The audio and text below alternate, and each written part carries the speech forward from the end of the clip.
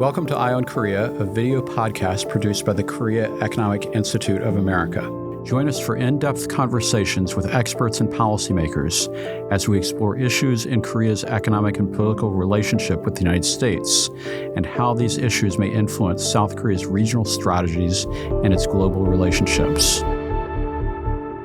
I'm Scott Snyder, President and CEO of the Korea Economic Institute, and today I'm joined by Rachel Minyoung Lee. Rachel Minyoung Lee is a senior fellow at the Stimson Center's Korea program and 38 North. She is also co-chair of the North Korea Economic Forum, which is part of the policy program at the George Washington University's Institute for Korean Studies. Rachel was a North Korea collection expert and analyst with the U.S. government from 2000 to 2019. During that time, she wrote on a wide range of North Korean issues from leadership, domestic politics and economy, and foreign policy to social and cultural developments. From 2022 to early 2024, Rachel headed engagement and network building efforts at the Vienna-based Open Nuclear Network, and in July 2025, she was a POSCO visiting fellow at the East-West Center in Hawaii. Welcome to Eye on Korea, Rachel. Thank you for having me. We're very glad to have you and looking forward to talking to you, especially after Kim Jong Un's recent visit to Beijing. And of course, he was there for the first time in 6 years, marking the 80th anniversary of the end of World War II, or what Beijing calls the victory of the Chinese People's War of Resistance against Japanese aggression and the World Anti-Fascist War. What do you think that Kim intended to accomplish in Beijing, and do you think he achieved his objectives? That was a big trip, and so I have to think that it was a big decision for Kim Jong Un, especially in the light of the fact that it would mean a first summit with Xi in more than 6 years. I think he had three big objectives in going. First, I think he wanted to send a clear signal to domestic and external audiences that North Korea was not only a player but a leader. In an effort to build an alternative global order alongside China and Russia. And that indeed, I think, was a takeaway, as we all saw images of Kim Jong Un standing or sitting side by side, Xi Jinping and Vladimir Putin in Beijing at the military parade and the celebrations afterward. I think the second thing that he was looking for maybe was to it was a multilateral diplomatic forum, right? So it was a good opportunity for Kim Jong Un to meet with all of the leaders from what you might call like-minded countries. There were more than 20, countries, representatives there, right? So in one sitting, I think he got that opportunity. We know from reports that he extended an invitation to the Belarusian president to come to Pyongyang. So I think that's an example. And I think lastly, propaganda effect. I don't think that we can ignore that when it comes to North Korea. I think, it made a good opportunity. It was good propaganda material for, the domestic populace, especially in the light of the fact that you have some important party-related events coming up. You have the party founding anniversary in October. It's a decennial anniversary, so a major year, and then also the 9th Party Congress coming up. Okay. Do you think there's any significance to the fact that this was his first multilateral international diplomatic gathering? Yes, I think so, because in modern North Korean history, no Kim leader appeared in a multilateral diplomatic event. So for many reasons, I do think that this was a big decision on Kim's part. Okay. And then he also had some bilateral meetings, most notably with the leaders of Russia and China. I want to start with Vladimir Putin. And he met with Putin before he met with Xi. What is your view of the significance of that meeting and where it stands in the context of the development of the North Korea-Russia relationship? Based on North Korean media's readout of Kim's meeting with Putin, I think it is consistent with what we have seen in North Korea-Russia relations in the last 2 years. I think the relationship remains strong. I think it remains longer-term oriented. the most notable part for me with regard to that summit and what the readout said of the summit was a reference to a discussion of, in detail, of longer term cooperation plan between the two countries. So that suggested to me that they had already started to talk about or discuss, cooperation between the two countries beyond the war in Ukraine. So that goes back to my point again about the relationship being longer term oriented rather than short term. Okay, and when you say in detail, are there particular areas that really stand out to you? I think so. There are, I guess, if we go back to the treaty that was signed between the two countries in June 2024, it spans the whole spectrum, right? Political, diplomatic, military, economic investment, trade, even cyber, science and technology. I think one of the potential areas for cooperation between the two countries is perhaps the munitions and defense industries. We know that North Korea has been exporting weapons to Russia. I think there is a possibility that the two countries may be eyeing some type of an arrangement for North Korea's continued weapon supplies to Russia, perhaps Russia using North Korea as some kind of a munitions production base. We don't know for sure, but if we think about the significant uptick in North Korea's interest in the munitions and defense industries, starting in August 2023, and that was the month after then Russian Defense Minister Sergei Shoigu visited Pyongyang. So starting in August 2023, this uptick in North Korea's interest in these two industries, and I might add, on the eve of Kim Jong Un's departure for Beijing, North Korea mentioned for the first time the existence of an ad hoc committee for modernizing the defense industry. And I don't think that was a coincidence. So I think that's maybe something to keep an eye out for. Okay. Well, there's a lot more I'd like to ask you on that, but I want to shift to the meeting between President Xi and Kim Jong Un. And I'm wondering what stood out to you from the foreign ministry readouts of that particular meeting. Several things. So starting with North Korean media readout, I would say that was so there have been 6 summits so far between Kim and Xi. So we've had 6 reports from North Korean media. This was the shortest readout out of all 6. And I would say that this was probably the most vague readout we have seen from North Korea. In the past, we have seen references to the situation on the Korean Peninsula, the nuclear issue of the Korean Peninsula. We've seen references like that, even though North Korean media never went into any detail about what they discussed with relation to these issues. The latest readout only referred to regional and international issues, and that was it. So it was unclear whether they talked about the nuclear issue on the Korean Peninsula at all. So short and vague. What also stood out to me was this lack of any language indicating agreement or alignment. If you read the readout, they used verbs like notify each other, informed each other of. And they used verbs like said or noted. But, when you look at past readouts from North Korea on the key SHIM summits, you would see language like a shared understanding or reached consensus. There wasn't any language like that. Also, no language indicating any kind of satisfaction from the North Korean side that we have seen sometimes in the past. So my feeling about the Kim-Xi summit is that was a first step toward restoring ties, but it fell short of completely restoring ties. Now I want to look at both of these together because in the 1960s, we have this trope, I guess, in the North Korea watching community about how Kim Il-sung was masterful at playing off Beijing and Moscow against each other. What are your takeaways as related to the comparison of the two or the significance of the fact that all three have come to the same location for the parade? I think there is a little bit of playing one off of the other.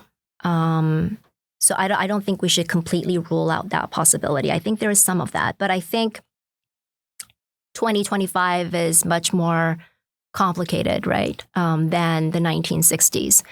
So I think North Korea is cognizant of that, and I think it has been pretty flexible and I guess maybe even agile about how it adjusts its foreign policy according to where its interests are.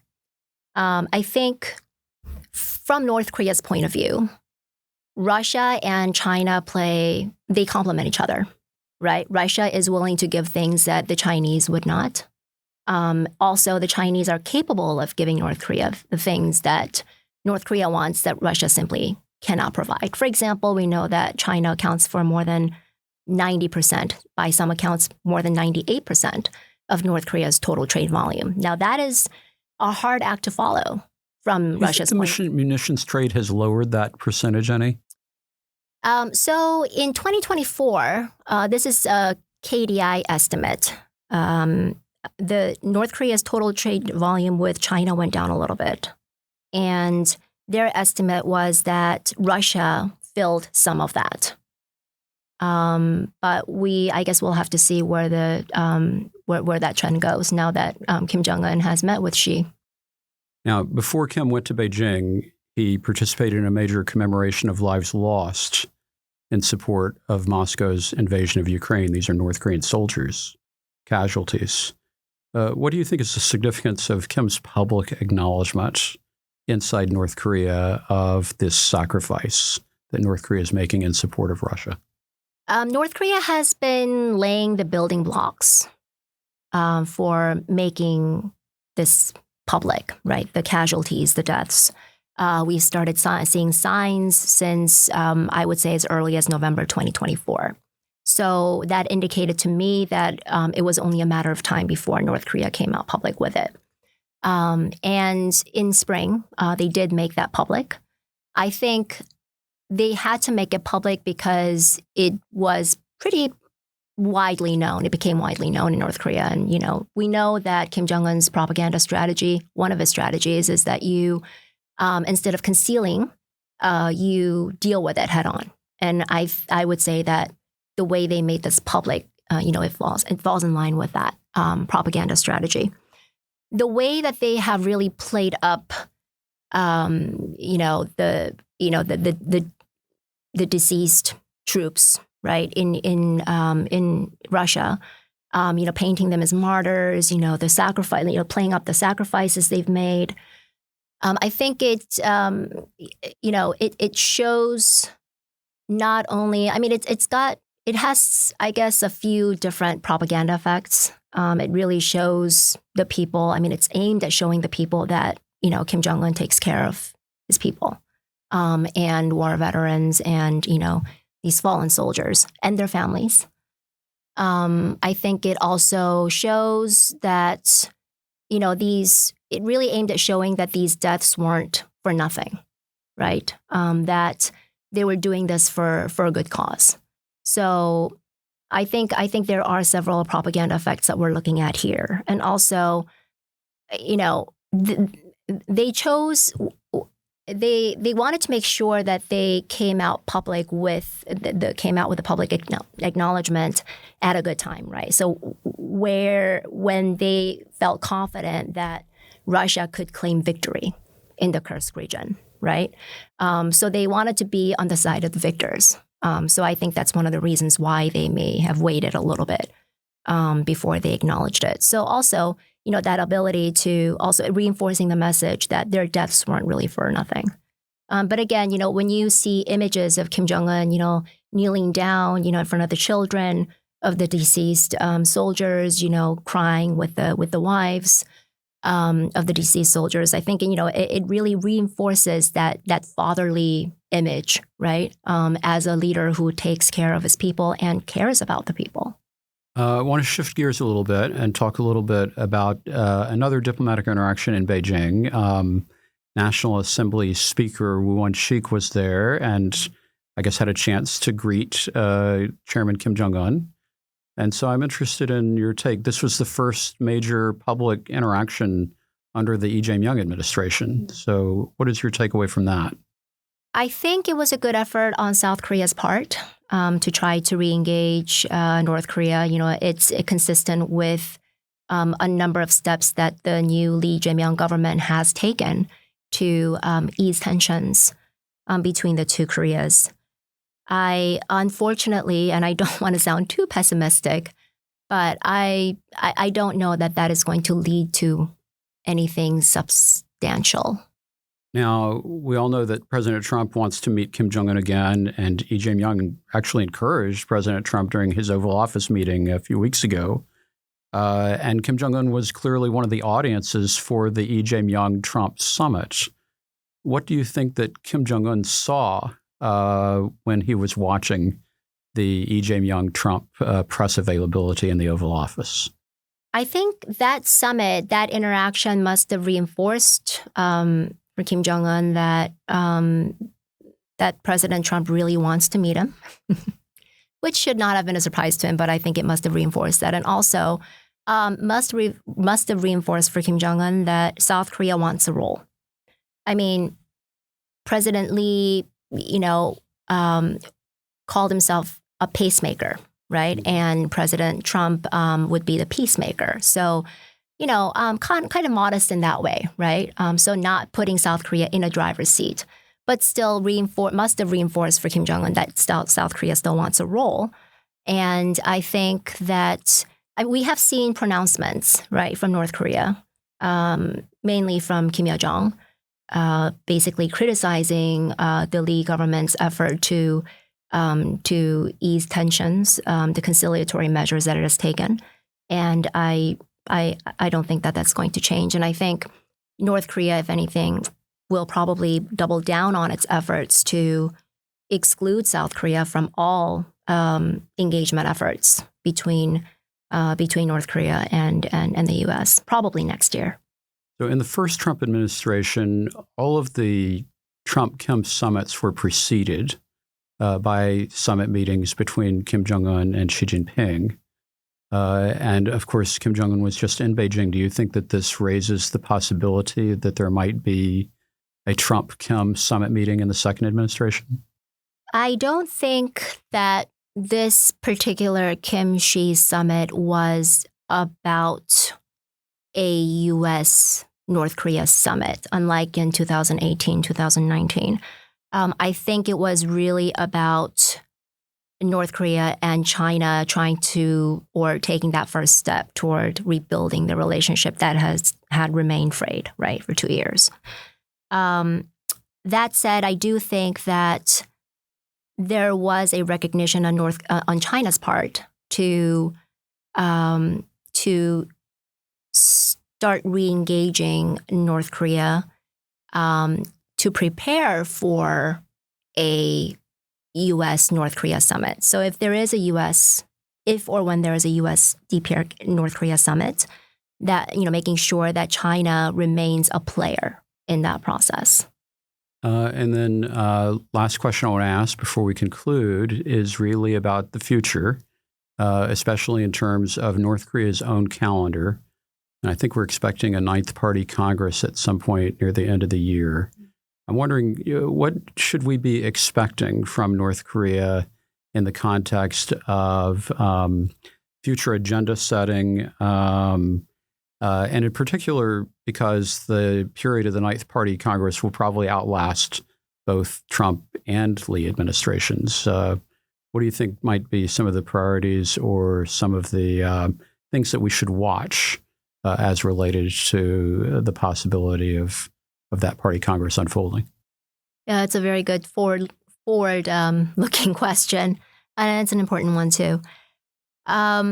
So the ninth party Congress will review the past 5 years' achievements, right? And it'll set the agenda or lay down domestic and foreign policy for the next 5 years, as you mentioned. Seeing where North Korea is headed now, looking at the language that they continue to use consistently about the U.S., about the various foreign policy issues, my guess is that North Korea's broader strategy will remain anti-U.S. This is different from being anti-Trump administration. I have said this a number of times in other venues, but North Korea has been leaving the door open for engagement with the Trump administration. But that's going to be at a time of Kim's choosing and on Kim's terms as to how the negotiations begin. But this strategy, the broader strategy, the broader anti-U.S. strategy is probably going to stay. I don't see that changing. I mean, just the other day, just on the eve of Kim Jong Un's departure for Beijing, we saw him visiting a couple of military and weapons-related facilities. In one of them, he referred to ratifying longer-term missile production plans. And he talked about longer-term missile production-related taskings coming at the Ninth Party Congress, and that all relevant people should be prepared to carry them out. We have seen North Korea referring to a next-generation intercontinental ballistic missile. It referred to Hwasong-20. So, when you look at those signs, and, I don't think it's a coincidence that he referred to those, just before his visit to Beijing.